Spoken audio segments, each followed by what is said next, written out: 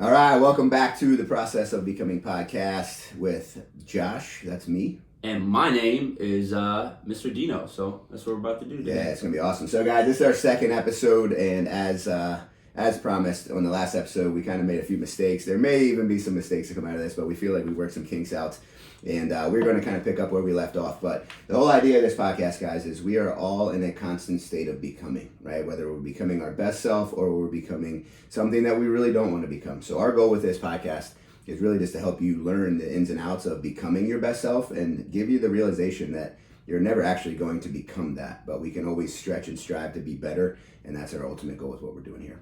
Hell yeah. And I know a little bit of kind of last episodes, we obviously cut off. And one thing me and Josh want to do today, instead of going back and revisiting a lot of the stuff we talked about, we want to get into the practical side of visualization, right? Because one thing that we hit on big time, and the process of becoming the best version of yourself, this is one piece that I think a lot of us miss out on, but it's a piece that is happening whether you know it or not, right? So, that's kind of the biggest thing I want to get into. So Josh, where do you want to kick this off, man? I know we kind of talked about, talking about visualization. Where do you think the root start of this all comes from, right? Like, what do you think, for someone who might not understand visualization, what is it? What does it mean? How does that process kind of start? How did it start for you? And that's kind of, I think, where I want to kick off. What are your thoughts? Yeah, I think that's a great place to start. So really, before even kind of answering that, let's just look at the importance of visualization and why that matters, right? And I think we can get back into the visualization loop because we did bring that up on the first one. I really think that that's the key to everything in life. And like we said on the first episode, that visualization loop, the manifestation idea, it is always working for you or against you. And our goal with teaching today, guys, is going to be give you the concept that, hey, I want you to be able to control this. We're going to teach you how to do that, and we're going to give you some practical takeaways on how to do it. But visualization is nothing more than you, and again, we can go deep in this, is nothing more than just creating the life that you want through raising your vibrational frequency, right? And understanding that you are in control of those things, and you can actually do things on a daily basis and a minute to minute basis as well, on just dictating where your life goes, right? We're not meant to just be thrown around by the wash of the ocean. We have the power to control and dictate and create, so to speak. So we're going to dive into that. But the visualization loop or the manifestation loop, it all starts out with the reality that you're in, right? So I'm going to kind of paint a picture. Usually I'll draw this up on a whiteboard. So I want you to kind of picture a circle, and we're going to be moving around that circle from the top of the circle down to the right, just similar to a clock.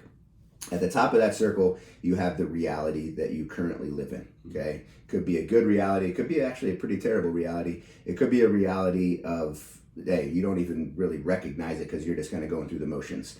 Now, if you move a little bit down to the right, you have the word thoughts, right? So if you're picturing this or drawing this out, reality leads to your thoughts, okay? Your thoughts lead to your emotions, right? We can all have those experiences where, the example I usually give is when you got broken up with, you didn't really go listen to happy music or watch happy movies. That's a right? fact. Yeah, that's a fact. Yeah. You buried yourself, right? Because you have these terrible thoughts about what's happening and about your self-worth and all these things, and then you're going to just live in that. So your emotions, those are going to lead to actions. Okay. Another thing I want to throw in there is decisions, right? Decisions lead to actions as well. So those are kind of one and the same. Those decisions and actions are going to lead to habits, and then ultimately those habits are going to lead back to a new reality, right? So powerful. Yeah, the idea of visualization is understanding that by simply learning to visualize, the things we're going to go through and just understanding this on a different level, is that you can actually change your reality by changing that whole process. Holy shit. I love how you just broke that down and made it seem a lot easier and simpler to do. Another thing with this too, when you guys hear visualization, a buzzword out there that you also hear is manifestation as well, right? They're basically the same thing. Go hand in hand. Yes. So when you hear Josh or me talk about, visualization, understand it's a lot of the same thing as manifesting, right? Now, the cool part about what Josh is saying too is if you really think about that clock, right, it's working at all times, right? Regardless of whether you think it is or it's not. One influences the other influences the other, so on and so forth. In reality, it doesn't ever stop, right? But one thing you said too that is very powerful that I think we as humans forget the power that we actually have, right? You said in a minute to minute, you can change the trajectory of what happens next in your life. And I think that's hard to believe, right? Because when you think about the minute to minute, the day to day, you know, it's so small compared to what life actually is, right? So when you hear the thing of, hey man, you can change your frequency, you can change the next decision, you can change your life in 1 minute decision. It sounds crazy, right? But how does that happen? Like how do we get to that point? You know, how do you get to the point where you recognize that you do have that ability, right? You know, I you know, me and you go back and forth, and we've talked about the stories and, you know, how visualization has impacted our lives, right? But where does that root start where you understood the power that you actually have? Yeah, I hope that makes sense. Yeah, it does. It's a really hard thing to pinpoint, but like we kind of talked about a little bit on the last episode, is once you learn this, right? Because I want you to kind of go on the same journey that I've learned, that I went on, is you're going to learn some things today, and we're going to go deep into it. Like, do what I did. Like, take it and look at the trajectory of your life from past experience. You know, for me, for example, just giving a little bit of my story is, like, I had all these experiences in life that led up to the moment that I learned this the first time 5 or 6 years ago. So when I learned this, I'm like, all right, well, if this is true, if my reality is purely dictated by my thoughts, emotions, actions, and habits, well, then surely this has played out at some point in my life. So I started looking at that, and I'm like, all right, well, I said before in the last episode, I was raised in a very physically, mentally, emotionally abusive household. That led me to do certain things, okay? So when I was in middle school, I started smoking weed, right? Hung out with the wrong crowd. High school, that continued. However, in high school, I also had some positive influences come into my life. So I stayed with that crowd, but I was then now influencing them because I was receiving positive influence. So I was the student senate president. I was the captain of the football team. I was the prom king. So it's like I was living two lives at once. But the main idea is that the decisions that I made in middle school, like looking back at this, like I had a very bad self-image, right? Because I grew up very poor in a very shitty situation.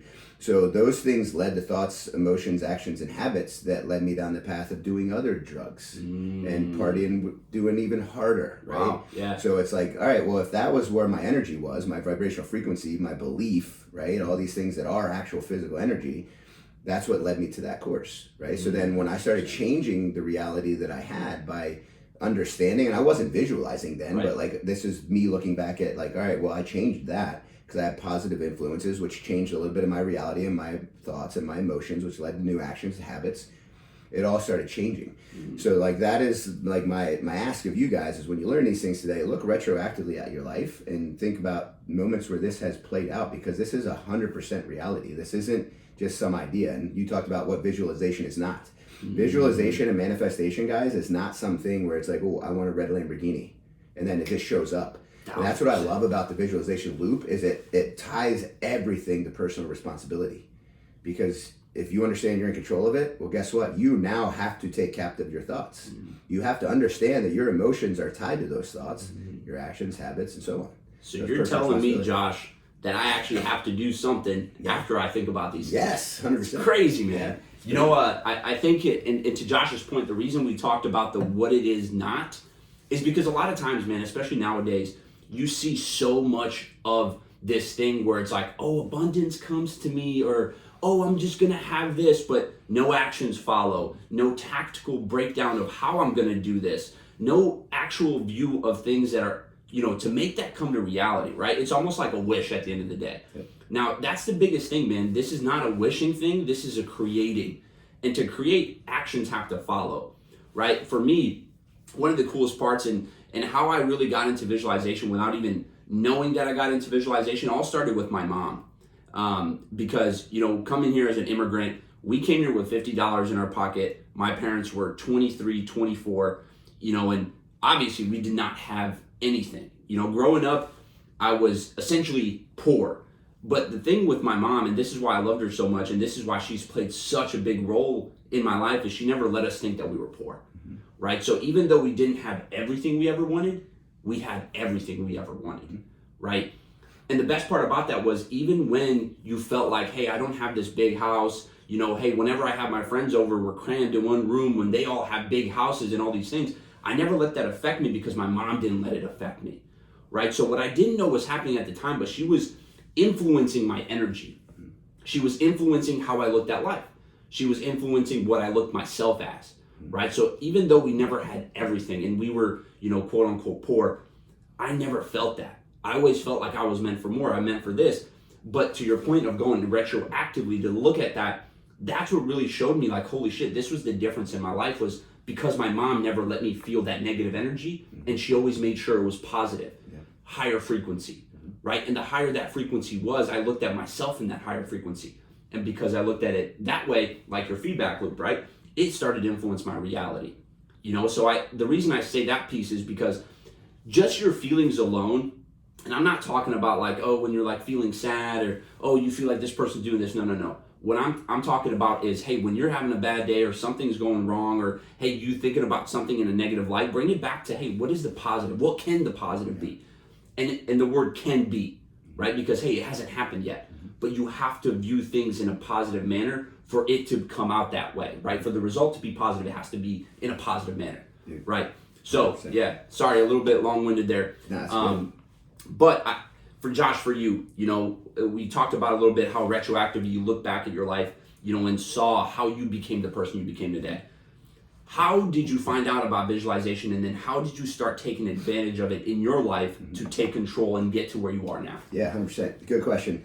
That visualization loop, when I learned it, right? It's called the visualization loop or the manifestation loop. So when I learned that, there's a second component to that, right? Because the question you asked earlier is like, well, how do you now start getting this working in your favor? What did you do? And the key to that is, in order to change the reality that you have, all you need to do is change your thoughts, right? So if you go back to the reality piece, if you start picturing through visualization practices, which we'll get into a little bit today, if you start picturing a different life, your subconscious mind does not know that life doesn't exist, right? It's just going to now, that dictates all the things inside that circle. So if, here's an example. If I have a shitty life, right, and I'm focusing so hard about this, and I have people in my personal life that are relatives of mine that they literally manifest over and over and over shitty stuff because they play the victim card. Oh, this is that. It's like, no, like it makes me nuts, right? Yeah. But we also have the ability to control that in our positive favor by picturing the life we actually want. Right? Now, I pulled up a little chart here on my iPad, and something you said earlier is about like the foo-foo of like, oh, I'm just going to get this. Guys, you don't manifest things in life that you want. You manifest what you are, right? So like all these things that we want, like we want a positive life, and we want to have the great outcomes, and we want to make more money, we want to fall in love and find the one. Well, you don't find what you want, you find what you are. And if you're vibrating on a low frequency, then you're setting yourself up for failure. This loop that we're going to go through in detail is how you do that. But I pulled up this chart, and what this is it's like an energy frequency chart. I can link this in the bio. And it kind of ranges numbers from all the way from 700 to 1,000 being the top. And then at the bottom, it's shame, guilt, and apathy. Those are like all different things. So this is like if you're operating out of a place of fear, for example, in the chart, right? A lot of people are afraid of the future. Some people are even afraid to succeed. You're operating at around 100 on a scale of 1,000. Right now, if we operate on a scale of, if we operate out of love, reason, and acceptance, we're anywhere from 350 to 500, right? So we're literally, when we have peace and joy in our life, we are raising our vibrational frequency. Wow. And guess what? That is what you are attracting. You are going to attract things to you that are on that vibrational frequency. So an example of this is like, have you ever been around somebody that you're like, man, that person just gives me good vibes? Like, Dino, you're one of those dudes. Appreciate that, right? Man. So yeah, like, likewise. Yeah, so like, but like when I'm around Dino, I'm like, man, like I know because I know this stuff, but like other people that don't know, they're like, man, I just get great feelings every time I'm around him. It's because he is at that frequency, right? Versus you're around somebody that's got, man, that guy give me bad vibes. Dude, I love that you said the bad vibes and good vibes, because that is one of the best ways you can tell. Without even knowing about frequencies, energies, anything of that nature, that is the tell right there. There's a difference, right? And even if you look at those people in a deeper light, it's like, why is this dude energy so fucking positive? Yeah. Oh, I wonder why. Because it's intense good. He's grateful for things. He's smiling all the time. He's happy. Well, why is he happy, right? And you can really go back to the feedback loop of, oh, holy shit, if I plug them into this feedback loop, positive or negative, I know exactly what's going on, right? Dude, one thing I love about that chart too, for those of you, if you've ever heard the book Power versus Force, I want to say it's by David Hawking, but he goes into exactly that frequency and how anything realistically below that 200 mark, you're never creating. Yeah. You're always in a negative state of mind. Actually, it's not that you're not creating, you're actually creating a negative, right? But to Josh's point, how you get into, because I know you touched on shame, guilt, fear, that is how you go into the lower frequencies. right? But how you go into the higher frequencies is things of gratitude. It's things of positivity. It is love. It is care. It is wanting to see others succeed, right? That is how you get into that higher frequency, okay? One thing that, and a lot of us have struggled with this in the past in some way, shape, or form. And maybe it's not a struggle, but it's happened in our life where you see someone succeed or someone get this, opportunity that maybe you were gunning for as well. And we go back into this jealousy feeling, right? Like, oh man, that's some bullshit. He got lucky, this and that. Well, what you're doing in that moment is you're operating in a lower frequency, but not only are you operating in a lower frequency, you are bringing to life exactly what you're thinking, right? So it's not when you say, hey man, I fuck this guy, or hey, I hate this guy, or he's cheated the system, whatever, what you're telling the universe is that you don't want that. You don't want that promotion. You don't want that success, right? So to your point, and I could probably assume this, I've never met those family members and I don't know who they are, but they probably think that way. 1,000%. And guess what? Has their life ever been good? Never. Never. Everything's bad. Oh shit, always me, always me. And it's funny, me and you never even had to talk about these people, and we can. I already know what's going on, right?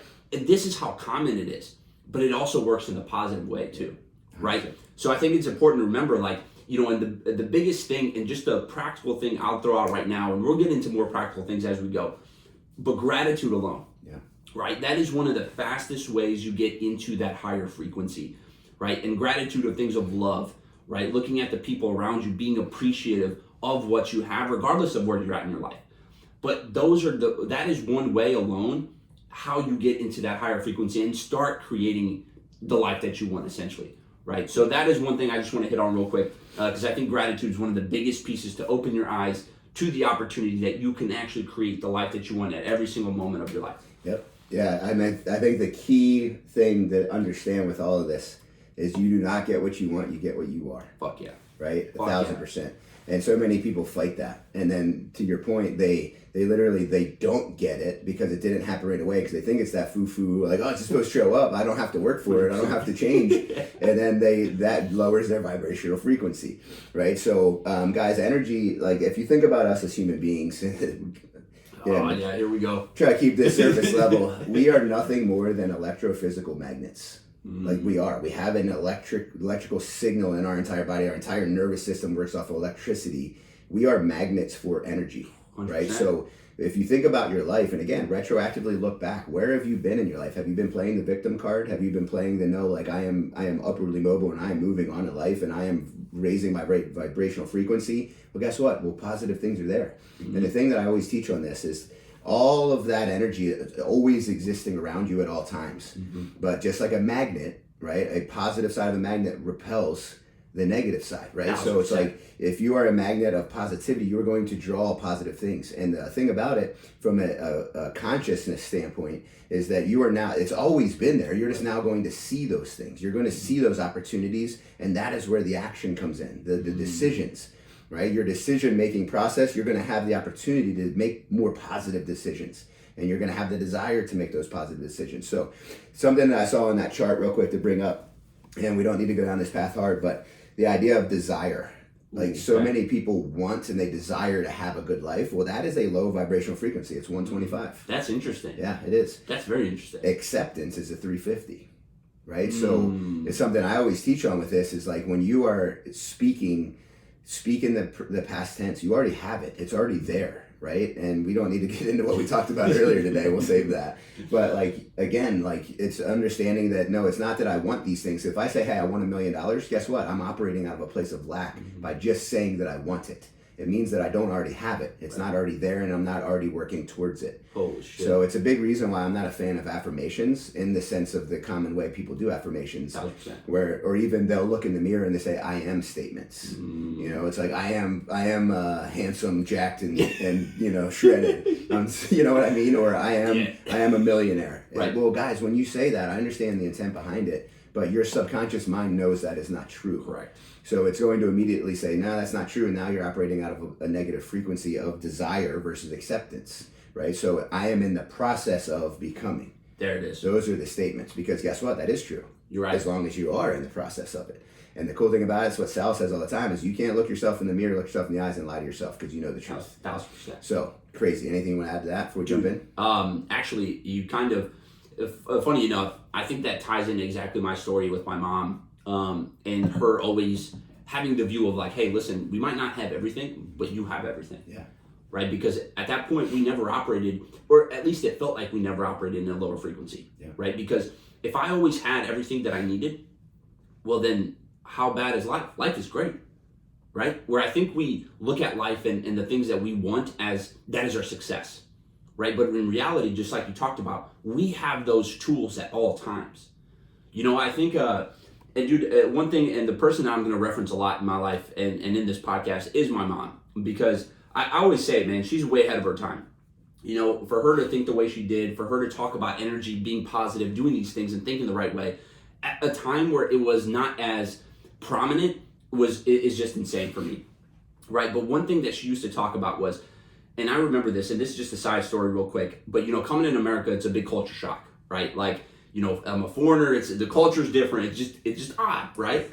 and I came here, and I remember, you know, I had this kid in my class, and his parents were wealthy, okay? So he would have a lot of things, he would always have new clothes, new stuff, new cards, whatever it was.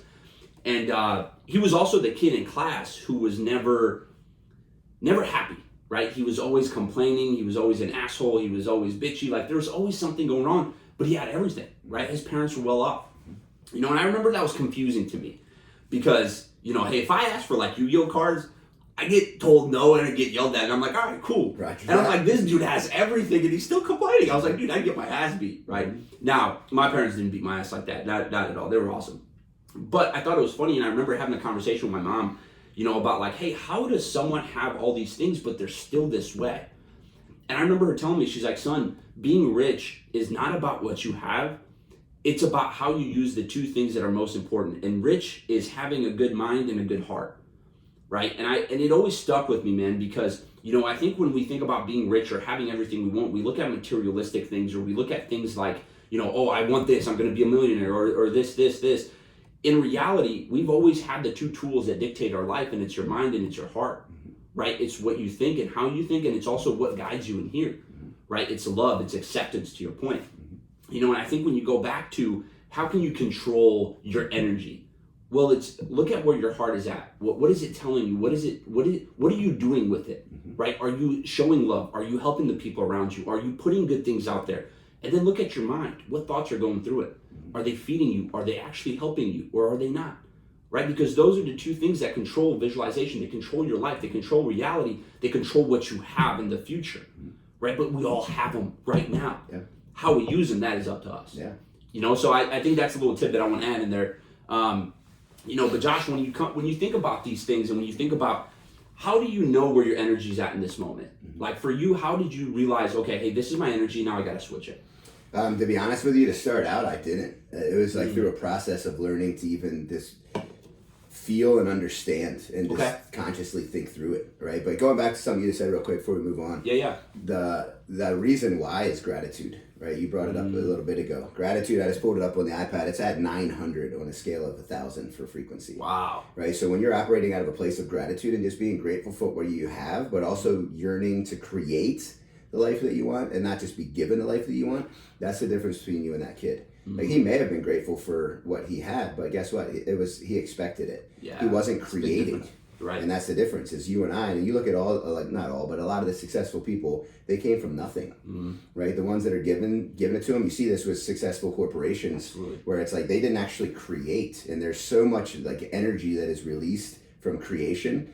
And that, again, you are now in a position where it's like you are doing this and you are that frequency of creation where now you're going to be doing more of that. You're going to do more, and it fills who you are versus just being handed something 1,000%. and you haven't earned it, so you have no idea, and okay, cool, I just expect to have that. So, but yeah, for me, as far as like identifying and understanding all this stuff, it really just came through the process of just trial and error. It didn't come to me like a lightning bolt. So with learning the visualization loop and understanding that, okay, if my current reality is based on where I'm currently at, or like because of who I am and what I'm vibrating on right now, well, what happens if I create a new life? What happened? Stop recording. Pick it up. There we go. A little blip in the radar there. But yeah, so what happens to me if I'm very intentionally like if I just grab that and can create, right? Right. So for me, it comes back to that visualization loop. And in order to take control of that, it really comes down to visualization, right? If you want to create a new reality, and it's like, all right, looking at this example we gave before, if you have a shitty reality and you step through that, it's going to lead to shitty thoughts, shitty emotions, and so on. Well, what if you can create one in your own mind and just essentially take control of that process, right? And I learned that through visualization, which we'll get into exactly what that is, but through visualization, your subconscious mind doesn't know what's real, what's not real. So you can just picture the life that you want and picture the positive outcomes that you're after. And then that leads to different thoughts, right? So it's like, all right, I'm picturing the life I want. And just a physical example of this, I manifested this job here at First Form, right? Because if you look at reality, the situation, there is no reason why I should have ever come out here. I lived in Pennsylvania, halfway across the country. I have a family. My wife had her dream job. My wife's entire family was there. Everything there was quote unquote perfect. I had an extremely high paying 6-figure job, right? So like there's no physical reason why I should have ever come out here. But the day that I came out here and when that dream was attached in me, I started visualizing that life, right? And guess what? That started leading to thoughts of like, well, what if? It started leading to emotions of belief. It started leading to decisions and actions that were like, all right, well, if I actually did ever want to do that, or if that were to become a reality, I would have to do X, Y, and Z in order to position myself the best way possible to be even asked to come out here to work, right? And then that led to habits, which led to a better reality. And then that better reality led to better thoughts. And all the while, I was picturing that life in extreme detail, right? And the reason why I knew that this was an outcome that was meant to be, really, from a universal standpoint, was it was the only thing that I would visualize that was crystal clear. Wow. Right? I was through this building one time, and all my other visualizations, the cars that I wanted, the money, the bank accounts, all that stuff, it was fuzzy, like literally fuzzy when I would try to picture it, or I would get distracted and pulled away from it in that visualization. But this one, I was in this building one time. I could smell the way it smelled. I could hear the sounds. I could see the freaking grains in the carpet. It was crystal clear, right? Fast forward, obviously, you know the outcome because I work at First Form now. Well, hello. Right? But the idea of visualization. So, Dino, in your mind, right? Let's get into like the practical and what is it, right? Absolutely. So, like, how did you start with your visualization process? Because what I just walked through is like that's the end goal of like extreme detail, tying emotions, tying senses. 1000%. How do people start this process? Dude, this is actually really good, and I love that you asked that because you actually simplified it in a way. And one of the reasons I asked you, and this is exactly what I was expecting from you, because I think when we talk about these things, people think it's going to happen right away, right? Dude, that was a process for you, right? It took time for you to get to the point where you're like, oh, okay, this is what's going on, this is what I'm doing. So remember this, when you start this is all a time game. It takes time, right? But there's a bigger piece in this, and it's actually very simple. Think about this. It's like when you're having a bad day, how many more bad things happen? Yeah. A lot fucking more, right? I wonder why. But then when you're having a really good day, a lot of good things happen. Well, I fucking wonder why, right? And to break it down in a simple terms, it is that. It is the feeling. It is what you're thinking. Because those are the difference of, hey, if you're having a good day or a bad day, it's just that, right? So in a simple term, or in simple terms, I just wanted to highlight that piece, right? Because I don't want that to go unnoticed, and I think sometimes this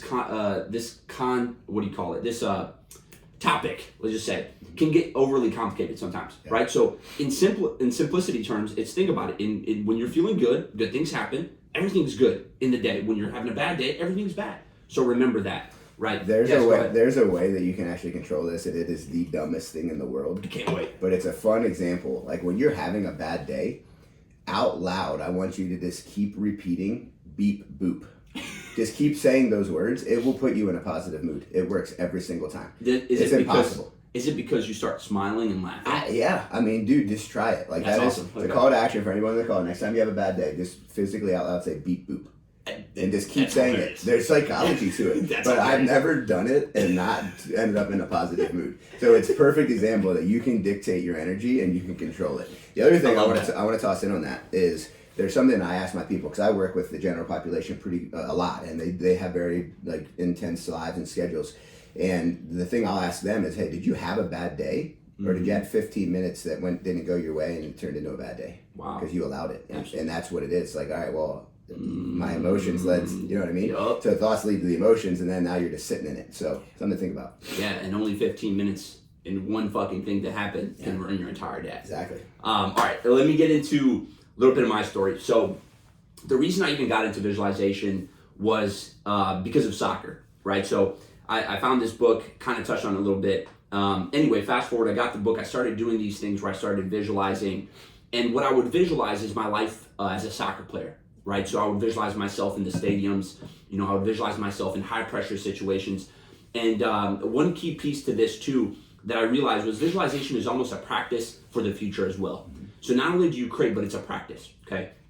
So what I used to do was I would think about the moments in soccer where I would get nervous, I would get scared, I would have fear.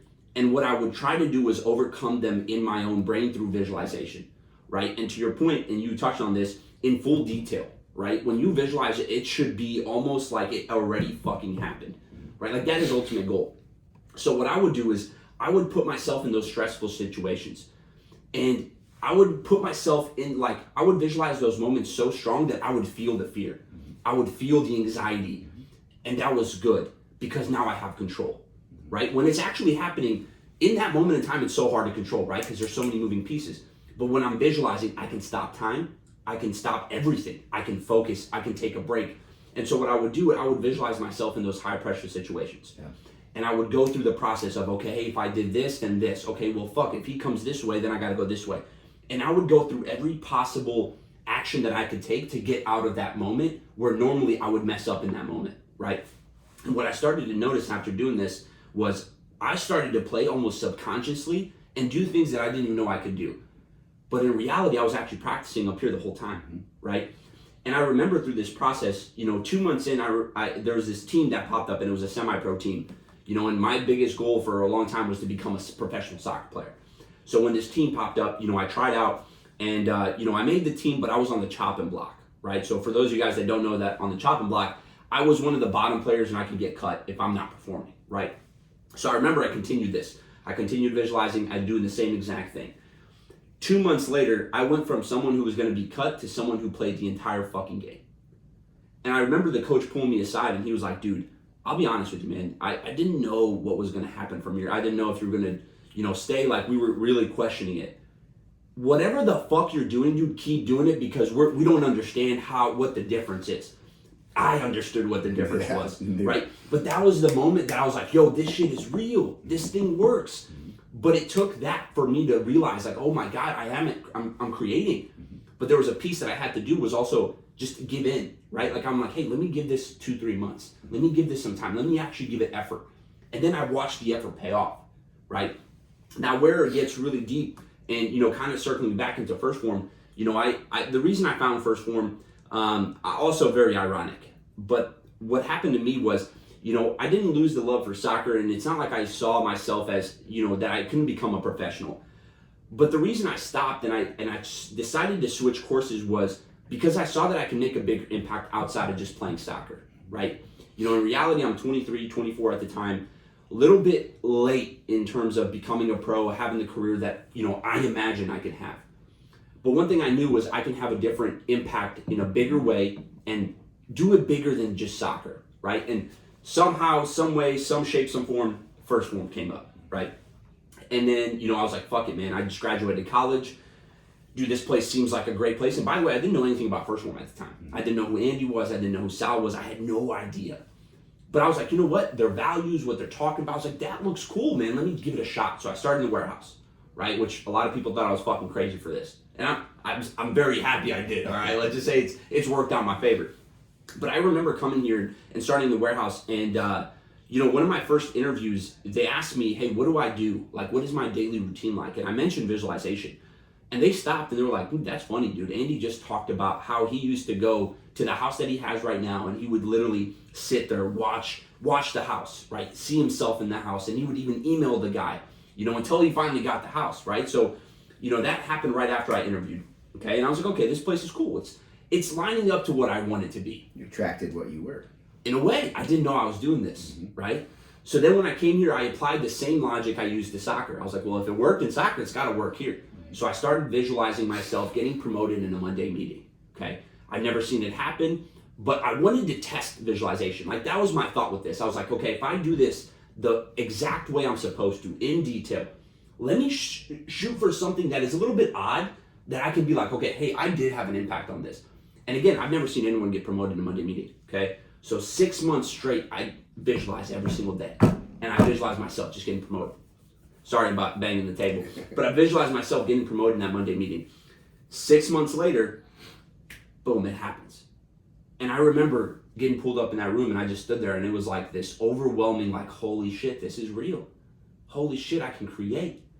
Wow, right? And it blew my mind, but that's where visualization really kicked everything off for me, and I took it even more serious. I dove into the, science of it all. But, when we talk about visualization and the power it has, like, dude, we're two people who have seen it work. We're two people who have committed to that process. And we're not the only fucking two people, right? To your point, if you look at all the successful people, everything, you can tie back into that piece. Oh, yeah. And again, it's the energy that you put out, and you're creating at all times. But it's remembering that, hey, you gotta visualize the life that you want before it ever happens, and you have to believe that it can happen, right? There's a piece with visualization, because you touched on the actual detail of seeing the place, seeing yourself here, seeing this, feeling the five senses realistically. But there's one more piece with this, and it's you're feeling it of when you go through that process, right? So for example, let's say Josh is over here painting this picture, but deep down he doesn't feel himself there, right? So going back to my soccer example, I broke it down into so much detail that I felt the fear. It became a real emotion.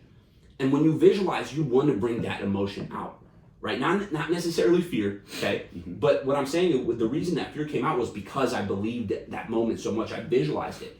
Well, how you do it in your future life and what you create in the future, when you visualize these things, you have to have a feeling associated. And it has to feel real.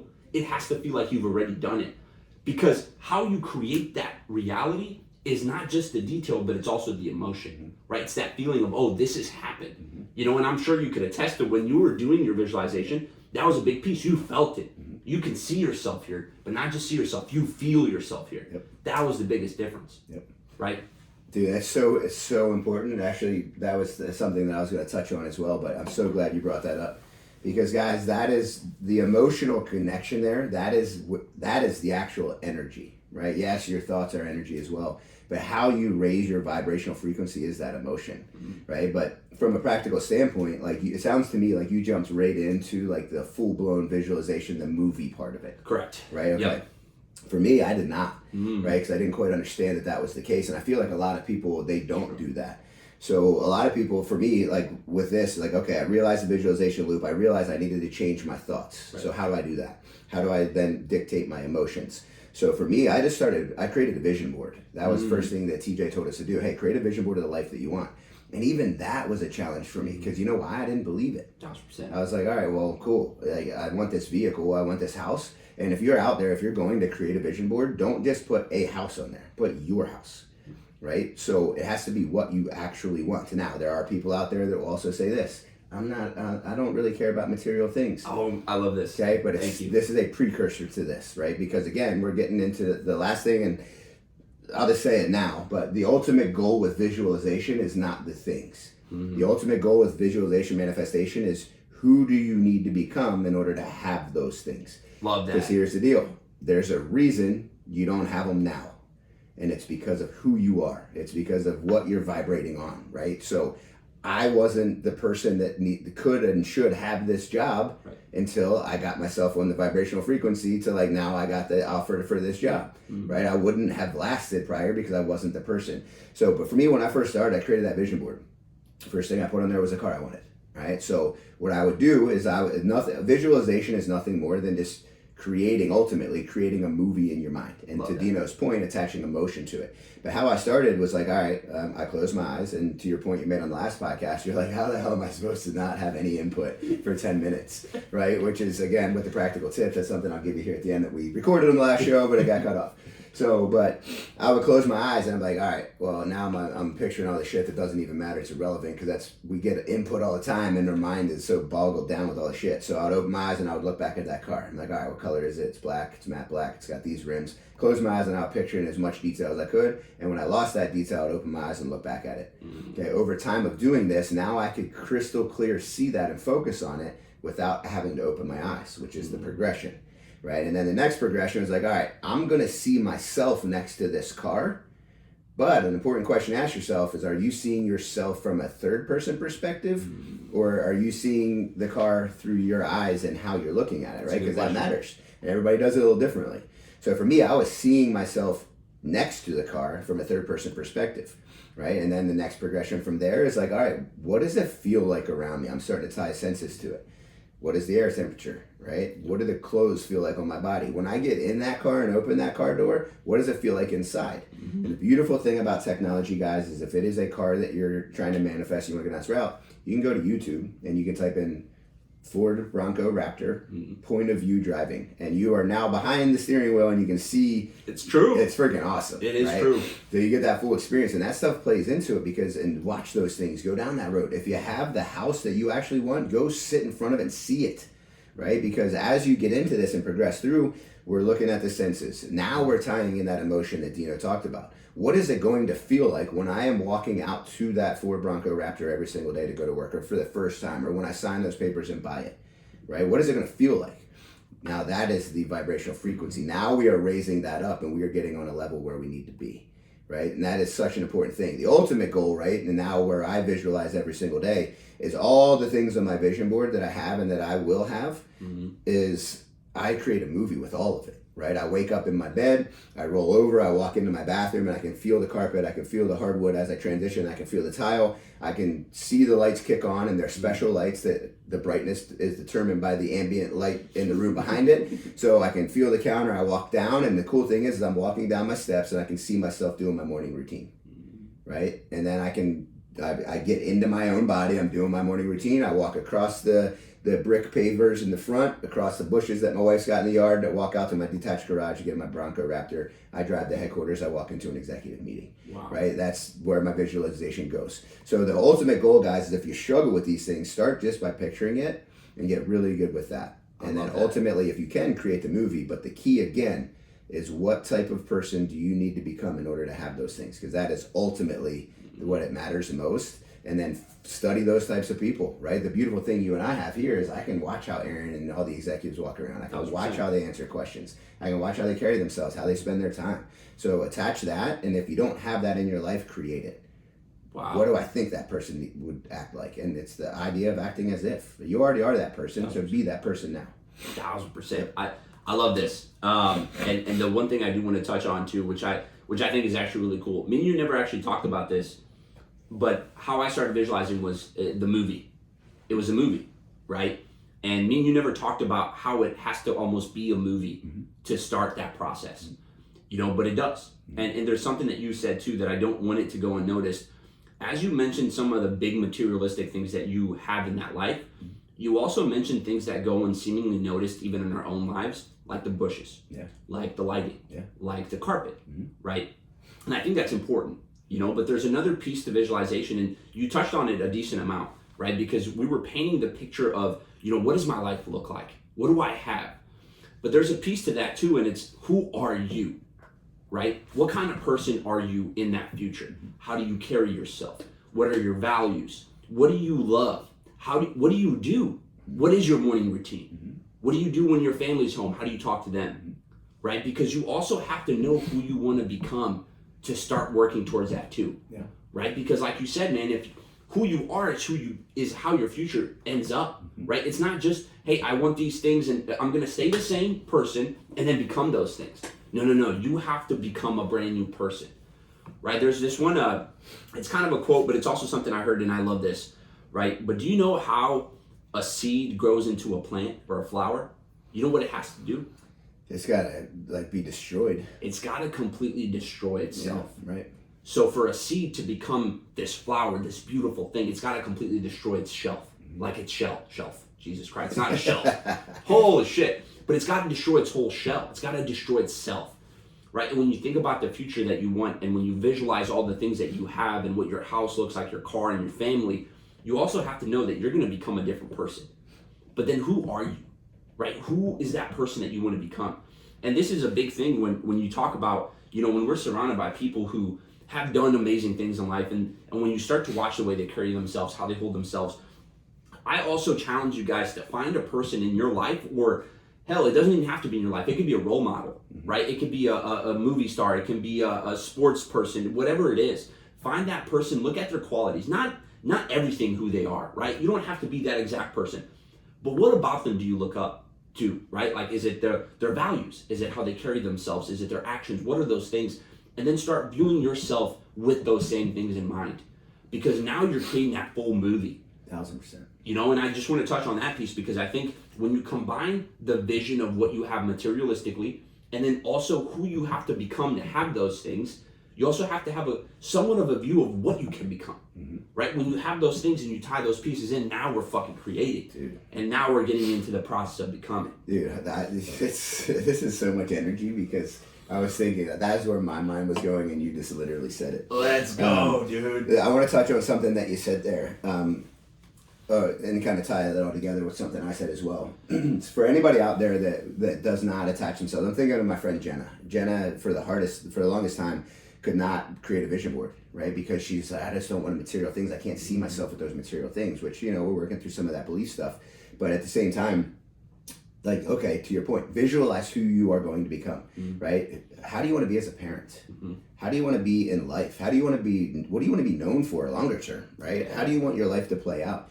And then you can look at that from a situational basis. It's like, all right, the key to this from a standpoint of reality is look at your current reality and how you handle things. How do you handle stress? How do you handle when things don't go your way? How do you handle things in life that just get in the way, roadblocks, right? And the difference between you and I is I see those as opportunities. Whereas my sister, who's the person I was talking about earlier, she sees those as, oh, just one more thing, right? So if you can see these things as opportunities to get better and then become the person that you want to become, and it's like, all right, well, how do I want to handle these things? That changes everything. People ask me all the time here, hey, how do you juggle everything? You got all the stuff that you do, you got family life. I'm present where I am because I know and I visualize and I expect me to be a different person when I'm with my kids than I used to be, right? The busy on the go CEO, guess what? He doesn't know this stuff. He treats his kids like a dick sometimes. I don't, right? Like my kids, when I'm there, I'm present, I'm with them. I want to be that person and I've pictured it, right? And it bleeds into every single area of your life. So I wanted to kind of throw that in there, but another little thing here to think about. The things that have happened in our life, our experiences, the situations that happened in our life and continue and will continue to happen, they have zero meaning until you attach a meaning to them. And the key to this whole thing, guys, is understanding that your reality in the past, you've attached meanings to those things that maybe they weren't the best, right? Guess what? You get a flat tire. Is that the worst thing? That's the end of the world, right? Or are you just attaching a different meaning to it? Hey, God, thank you so much for this flat tire. You probably prevented me from getting into a car accident. 1,000%, man. You know what I mean? 1,000%. So it's like, what meanings are you attaching to the things that happen in life, and how are you letting that dictate your life, which leads to your thoughts, right? It's all there in the visualization loop. So good, bro. It is. It's like, so that is the key. It's like when you're visualizing, think about, okay, who do I want to become, but who am I now? Like you have to identify, like, I am this person, and you have to own that. And then you got to take ownership of, like, all right, cool, I can create and change the direction of my life just by changing the way I think about things. 100%. 100%. So last thing I want to leave you guys with, one book that I recommend, just literally off what we talked about. It's very simple. It is somewhat of a team book. It's also a personal development book. It's a business book, and it's very much a book for literally everything in life, even relationships. It's called The Energy Bus. Okay. For anyone who wants to start off with something simple, and the reason I thought about this is because of that flat tire example. And that book, it's a guy who is, let's just say, not having things go his way. He has a good house, he has good money, he has a lot of good things, but he is in a very negative state of mind. And he kind of takes you through the process of how he figures things out. And it basically starts with him getting a flat tire and having to take the bus to work one day. And let's just say from there, I'm not going to spoil it for you guys, but it's a book I highly recommend. But another thing with this too, you touched on basically what you're meaning that you're attaching to your experience. And I don't know if you guys have heard this, and Josh, I don't know if you've heard this, but that story, it's not a real story, but it's something that we say a lot. It's something I've used with my team. But there's two guys, okay, they have the same exact life. Their dad was an alcoholic, okay? And as you follow their life, everything exactly the same happens to them. But they end up on two different spectrums of the board. One, terrible, right? He's an alcoholic, his life sucks, family sucks, everything. The other one, complete opposite, living a good life, has an awesome family, is running a business, very successful. When you ask them both, why are you that way, or how'd you get to this point? Their answer was exactly the same. And their answer was, because my dad was an alcoholic, right? So when you talk about attaching meaning to your experiences, your past, the things that happened to you, those two guys had two different meanings of the same thing. But because of their experience and their meaning that they attached to it, their lives ended up on two different places, right? So when you think about what you have now and what happens to you, that meaning that you attach will dictate where your life goes, right? So just kind of want to lay that out there. But fuck, man. That's my whole life right there. Because it's my sister, me, we had the exact same opportunities in life. It's insane. And my dad was an alcoholic. That's wild, bro. I had no idea. I had no idea. Wow. All right, let's wrap this up with practical, like, how-to stuff, right? So the one thing that we identified earlier is, guys, you have to start this visualization process. Okay, I'm going to put some different stuff in the show notes. So I have some guided visualization stuff that I used to do. And the really cool thing about the guided meditations, if you're lost, if you can't just, you have a hard time just figuring out how to just, I close my eyes and my brain goes nuts. First of all, if you lose the picture, if you derail and start thinking about the cat that's probably walking through your yard and just random shit, it's going to happen expected, right? A really valuable thing there is just understanding that's going to happen. And then there's something about, it's called finding your center, right? Everybody has a different center. A lot of these guided visualizations will get you to focus on your breathing, because that's a good center to focus on. Focus on the air coming in and out of your nose. Focus on the hum of the refrigerator. Focus on the sound of traffic going by, right? That's your center that brings you back, and then you just repicture it. The other thing with this is don't force it. Like when I started visualization process, there were some days I just wasn't there, right? It's cool. Instead of just laying there, good to go. Another practical tip is do this in the morning, not at night. I also do it at nighttime, but if you're trying to really dive into this and to start creating, chances are you close your eyes at 10 o'clock, you're going to be lights out. You're out. Yes. You probably have some really fucked up dreams, because I have.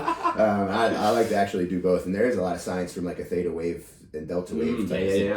So, but that is the first thing, visualization. All right, so gratitude being the next one. How do you practice gratitude, do you know? So for me, I have a couple different ways to do it. You know, there's a lot of different ways that work for different people. So I kind of leave it up to you. But for me, what I do is every single day, I will either look for a journal prompt of some kind of gratitude journal prompt, right? And dude, you can do this as simple as, hey, you can, YouTube a video and get journal prompts, or you can even just Google it, right? But what I would do is I would get these journal prompts, and I would have one or two a day, and then I would go and basically answer whatever journal prompt that is. And I would go into as much detail as possible.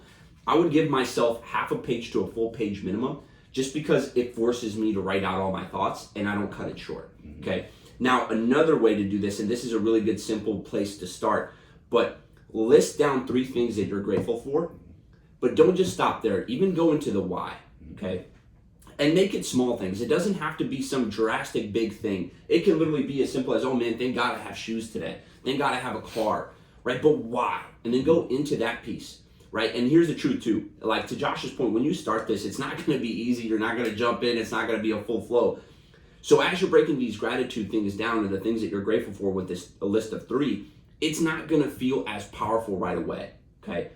But what you have to do is continue to think about it, right? Hey, what happens if I didn't have them? Well, how would that feel, right?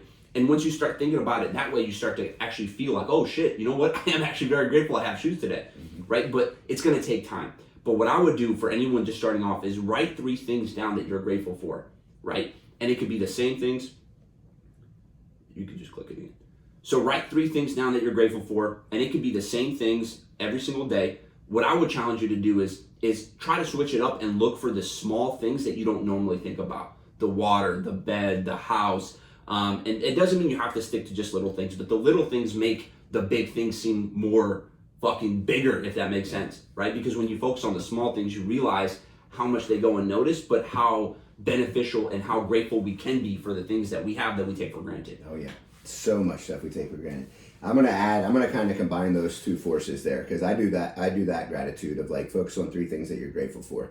But I'm gonna add an element to that with kind of tying that to visualization very, very slightly and surface level, is when I practice my gratitude, obviously gratitude, guys, we talked about gratitude being very high on the frequency chart. The key to it is emotion, right? So it's one thing to just be like, oh man, I'm grateful for my family. Yep. Big deal. Visualize and picture your life without them. Tell me that doesn't elicit emotion. So what I'll do is I'll be like, hey, no, I'm really thankful for my wife. And she's amazing. One of the greatest human beings to ever exist, right? But when I visualize that, or when I do my gratitude, I'm like, all right, well, I'm gonna play out in my mind what all in life would be different without her. And you know what? Life becomes really freaking hard, especially with kids, right? Especially with the career that I have. And I become extremely emotional about that, and that right there is gratitude. There it is. Right? How about your health? Hey, I'm thankful for my health. It's one thing to say that. What would life be like without your health? What things do you take for granted with your health, right? And by doing this, guys, the ultimate goal with gratitude is, yes, have the act and the practice of gratitude, but the goal is to live a life of gratitude. Because if you can live gratitude at all times, your vibrational frequency is off the charts. Jeez, dude. Yeah, not mine. Now, another thing with the visualization. Okay, starting out, like I used to do 10 minutes a day, and I'll drop into the show notes the guided visualizations. I really like those because they tell you what to think about. Right. Hey, focus on the area of the world that you would like to live. What is the temperature? What's it feel like? All that. But another thing with that is you don't have to just do 10 minutes a day. So one of the things that I progressed to was like, all right, if I wanted to raise my vibrational frequency, it's very easy to have it high while you're visualizing, but then something happens in the day and now you're in the dumps. So I do what's called micro visualizations, right? And you'll eventually get to the point, if you're really good with this, where you can visualize with your eyes open and create movies with your eyes open.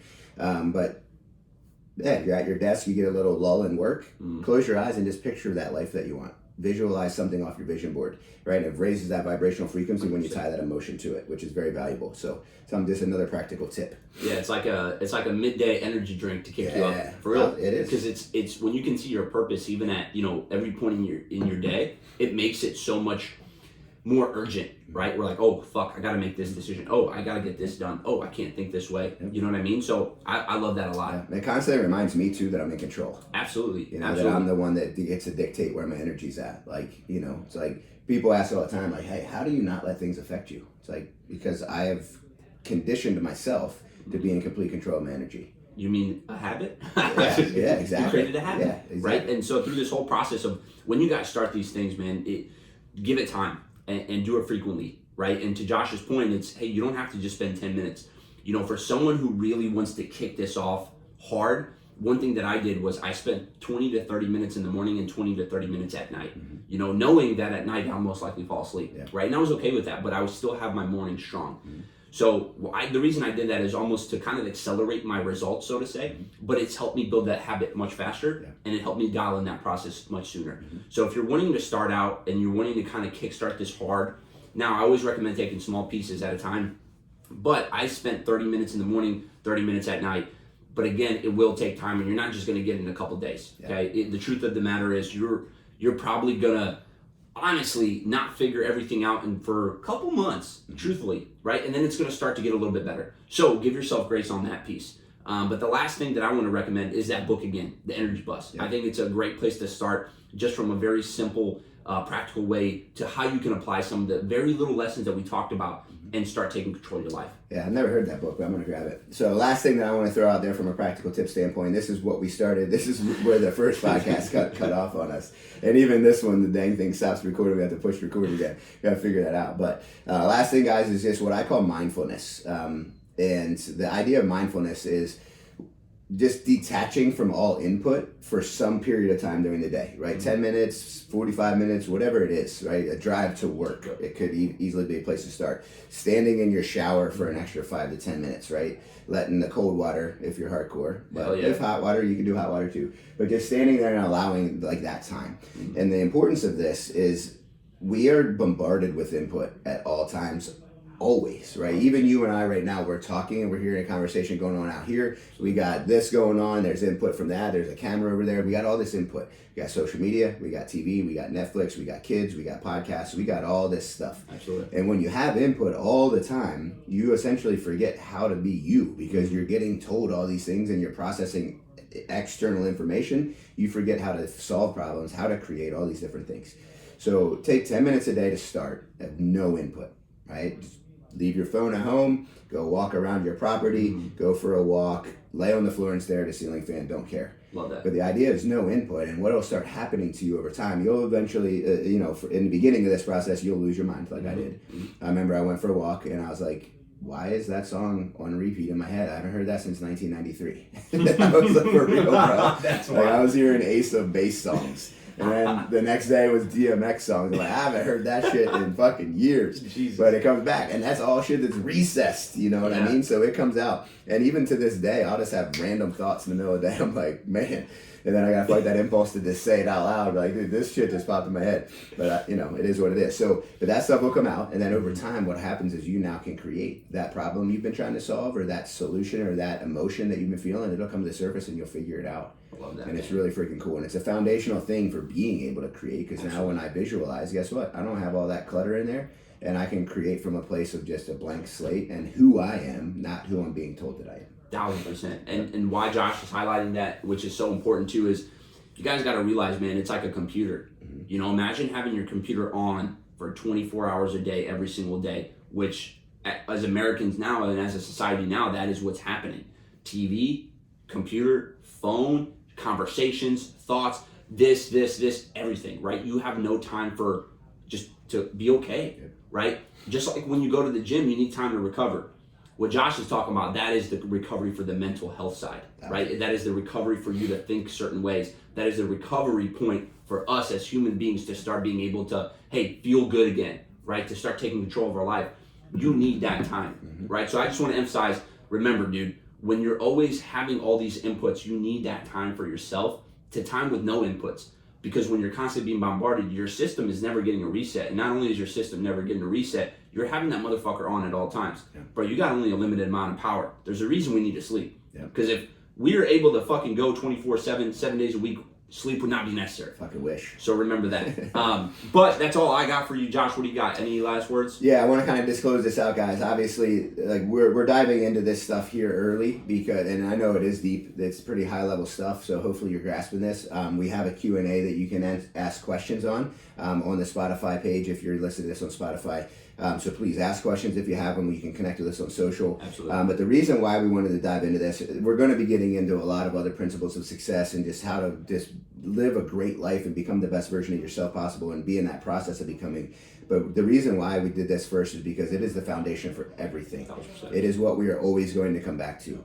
If you can create your reality and understand that you have the ability to, and honestly the obligation to create that reality, to change your thoughts, emotions, actions, habits. Guys, this is the foundation for all of it. So that's why we wanted to kind of dive into this.